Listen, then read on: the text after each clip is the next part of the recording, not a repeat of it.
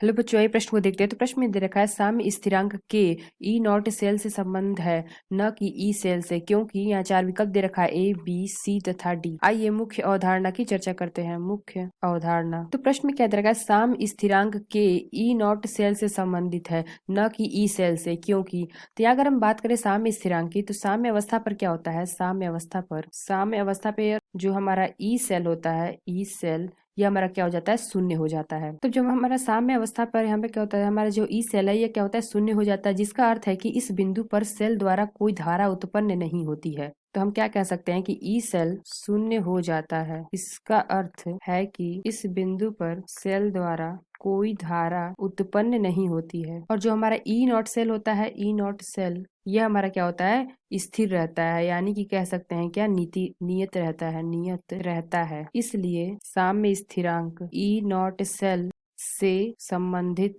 Cell है। तो यहाँ पे हमने क्या देखा, जो हमारा ई सेल होता है शून्य हो जाता है। इसका अर्थ यह है कि इस बिंदु पर सेल द्वारा कोई धारा उत्पन्न नहीं होती है। ई नॉट सेल हमारा जो होता है नियत रहता है, इसलिए क्या होता है, जो हमारा साम्य स्थिरांक ई नॉट सेल से संबंधित सेल है।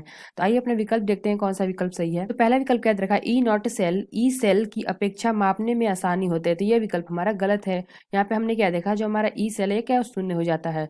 बी क्या दे रखा है, ई सेल साम्य बिंदु पर शून्य हो जाता है, लेकिन जो हमारा ई नॉट सेल होता है सभी स्थितियों में नियत रहता है। तो यहाँ पे हमने क्या देखा, जो हमारा ई सेल होता है यह शून्य हो जाता है, और जो हमारा ई नॉट सेल है क्या होता है, नियत रहता है। इसलिए यह विकल्प हमारा सही होगा, यानी कि ऑप्शन बी हमारा सही होगा। डी सी क्या दे रखा है, दिए गए ताप पर ई सेल परिवर्तित होता है, अतः के का मान मापा नहीं जा सकता। तो यह विकल्प भी हमारा गलत होगा। डी क्या दे रखा है, ई सेल या ई नॉट सेल में से कोई पद प्रयुक्त किया जा सकता है। तो यह विकल्प भी हमारा गलत होगा। तो सही विकल्प कौन सा होगा, ऑप्शन बी। आशा करते हैं आपको समझ में आया होगा। धन्यवाद।